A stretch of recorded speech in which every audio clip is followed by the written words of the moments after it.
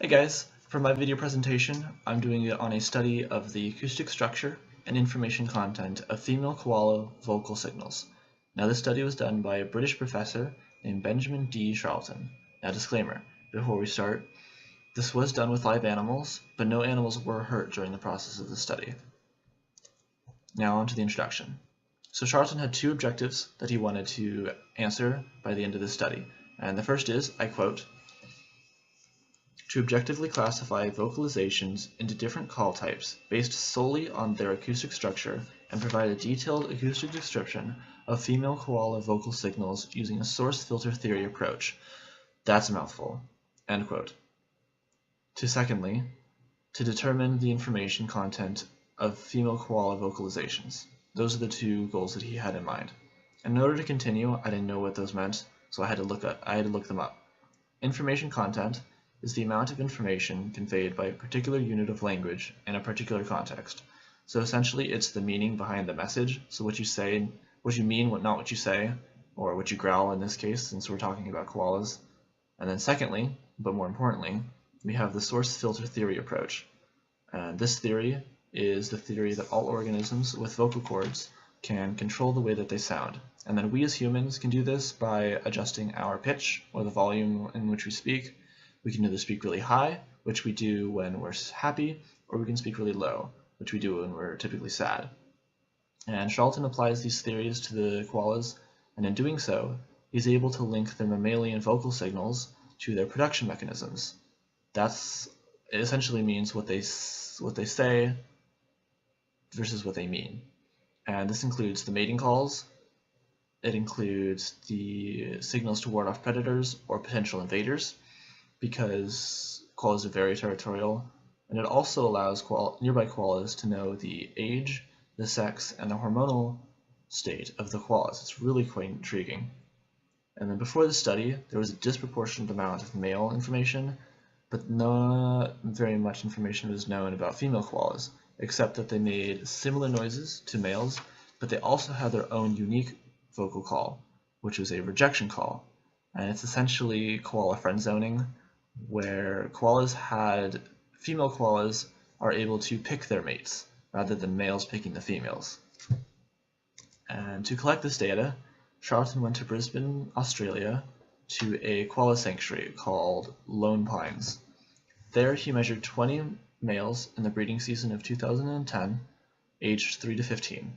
Later he measured 23 females in 2011, aged 2 to 14. These females averaged just under 6 years old. I believe the number was 5.88. All the koalas were individually recognizable, and they're of a known age. That way they could be easily referenced back to at any given point. And to record the vocal signals, Charlton used a German recorder and microphone called a Sennheiser ME67.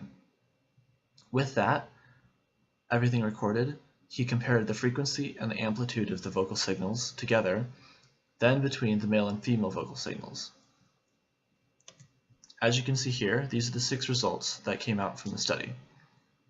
At the very top left, we have the bellows. Going right, we have the snarls, and then the squeaks. Going back down, at the left, we have the wails, the squawks, and the screams. These were the 6 results that came out of the study. The bellows, was the most common, followed by snarl. And here we have the 3 most common. We have the bellows, the rejection calls, and the snarls. Bellows, again, being the most common, had the longest average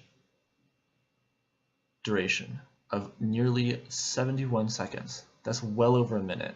That's an intensely long amount of time to be making noise.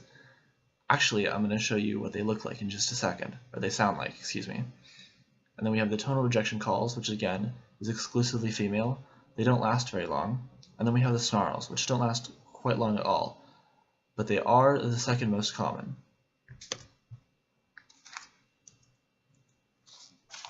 Here we have a koala making noise.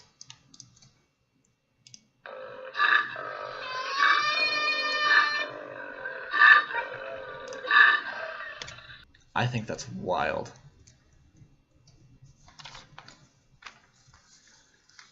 Alright, Now on to the discussion.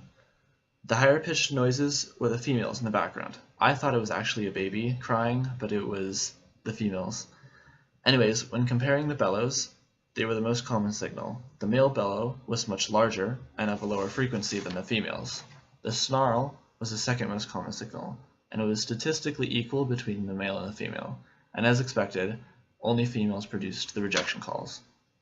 This study was more extensive than any done before it.